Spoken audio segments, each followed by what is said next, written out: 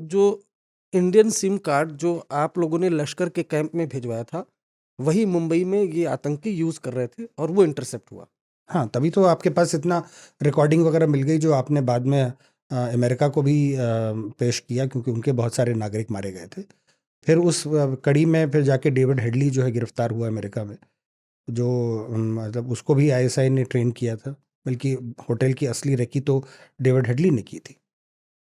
तो ये कई एक पहलू पे इन लोगों ने काम किया था। उसमें उन्होंने डेविड हेडली को इसलिए किया था क्योंकि वो गोरा, मतलब उसकी माँ जो है वो अमेरिकन थी, तो उसके ऊपर शक कम होता। तो उसने 2-3 विजिट्स किए थे बॉम्बे, होटल की रेकी भी की थी। उसके बाद उनने फिर कश्मीर के जो ग्रुप्स थे उसके माध्यम से वो सिम कार्ड मंगाए कि मतलब जल्दी कड़ी जुड़ ना पाए। फिर आहिस्ता आहिस्ता पूरे इन्वेस्टिगेशन हुई, तो फिर चीज़ें पता चल गई थी। आप उस वक़्त कहाँ थे और किस तरह से ये प्लानिंग हुई कि जो सिम कार्ड है वो लश्कर, जो आतंकी संगठन है लश्कर-ए-तोयबा, उसके कैंप में वो सिम कार्ड पहुँचाना है? क्या उनकी डिमांड थी कि इंडियन सिम कार्ड चाहिए? जी, उस समय तो मैं वहाँ पे आईजी क्राइम था, और एक पहले से एक डिमांड थी कि एक स्पेशल यूनिट खड़ा किया जाए। जम्मू कश्मीर पुलिस में वहाँ पे स्पेशल ऑपरेटिंग ग्रुप्स होते हैं, एसओजीज जिन्हें कहा जाता है, वो काफ़ी काम करते हैं, बहुत अच्छा काम करते हैं।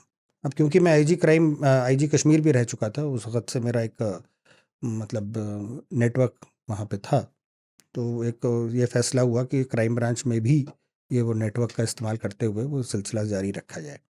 तो उसी कड़ी में वो हम लोग अपने ऑपरेशंस कर रहे थे, तभी ये चीज़ें सामने आई। तो कुछ हमारे लोगों ने जो वहाँ पे काम कर रहे थे उनने मेहनत करी और आदमी पहुँचाए उनसे, लश्कर के अंदर एक उनके साथ एक भरोसा जीता। तो जब वो भरोसा करने लगे तो हमारे जो लोग थे, जो अपना समझते थे, उनके माध्यम से उन्होंने ये चीज़ें मंगवाई। तो हमें पता चल गया कि क्या करने का इरादा है। अब हम लोगों को ये पता नहीं चला कि एग्जैक्टली कहाँ पे करने वाले, मगर ये ज़रूर पता था कि ये बड़ा कोई काम करेंगे। लश्कर। लश्कर। अच्छा, ये जो सिम कार्ड आपने भिजवाए थे, वो एक्टिव जब आपने भिजवाया था उस वक़्त एक्टिव नहीं किए उन लोगों ने सिम कार्ड? नहीं, उस वक़्त नहीं किए थे, उसके कुछ हफ्ते बाद किया था। तो इंटरसेप्शन पे था वो नहीं, वो एक्टिवेट उसी वक्त हुए थे जब ऑपरेशन शुरू हो गया था मुंबई में। मुंबई में। तो क्या बातचीत उन सिम को कितने SIM card Indian SIM card active हुए थे और क्या बातचीत इंटरसेप्ट हुई थी, कुछ याद हो आपको? कुछ काफ़ी सिम कार्ड्स एक्टिव हुए थे, अब मुझे एग्जैक्टली याद नहीं है, मगर जैसे 10 लोग थे तो 5-6 सिम कार्ड्स तो एक्टिव हुए होंगे। तो उसमें बातचीत यही थी कि वो जैसे उस समय जो ऑपरेशंस चल रहे थे, और जैसे एनएसजी का जो मतलब वहाँ पे हेलीकॉप्टर से उतारे गए कमांडोज, उनका जो कमांडो एक्शन हो रहा था, वो क्योंकि सब टीवी पे आ रहा था, तो वो वहाँ पे पाकिस्तान में देख रहे थे। तो अंदर वो उनको बता रहे थे कि भाई इधर कहाँ से किस तरफ से घुस रहे हैं, क्या हो रहा है। तो उस तरह से उनको मदद मिल रही थी, और फिर वो भी डायरेक्शन ले रहे थे कि आगे क्या करना है। फिर उनको बताया गया कि निशाना जो है किस किस को बनाना है।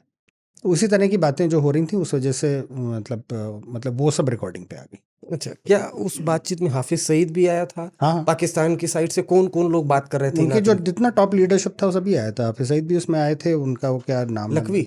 लखवी, वो भी बात कर रहा था। उन सबकी रिकॉर्डिंग्स हैं, एजेंसियों के पास। तो सबूत पेश किया गया है इसको।